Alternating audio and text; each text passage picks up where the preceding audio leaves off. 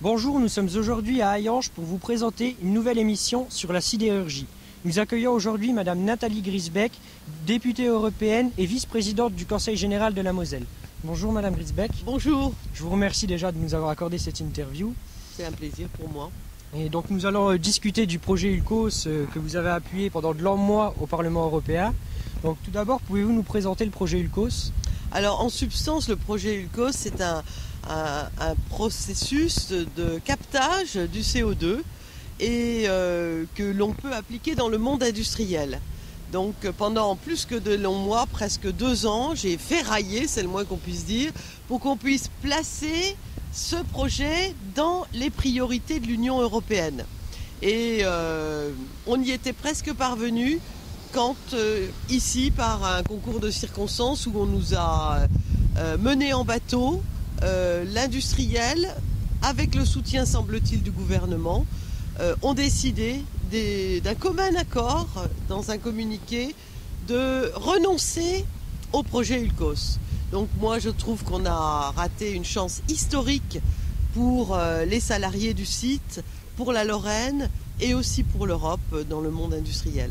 Je suis à la fois en colère et pleine d'amertume parce que ça a été beaucoup de travail. C'était très difficile de réussir à prioriser le dossier parce que l'Union européenne faisait une sélection et qu'on n'est pas les seuls au monde et certainement pas en Europe et qu'on avait réussi. On était dernier il y a quelques mois, puis ensuite on était au milieu de la liste, puis on était 8e et puis on était premier en novembre.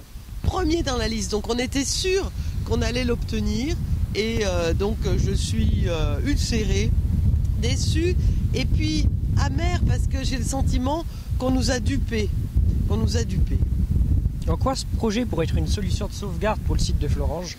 Ben ça, à mes yeux, ça aurait pu faire, d'abord ça aurait permis de poursuivre à tout coup la filière. Là on est dans l'incertitude et même je dirais plus l'inquiétude.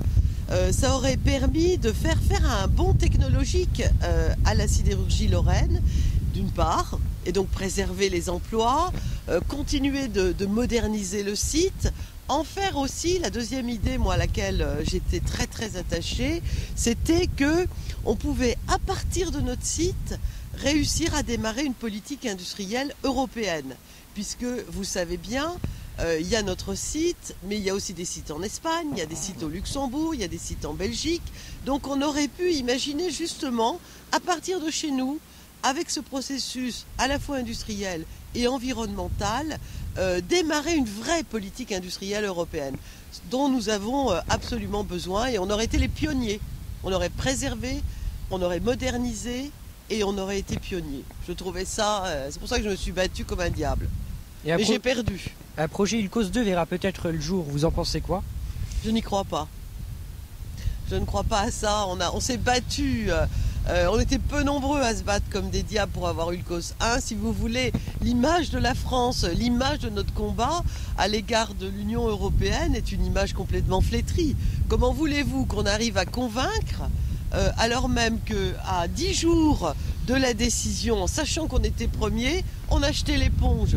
Je ne crois absolument pas à ULCOS 2. Merci d'avoir répondu à ces questions.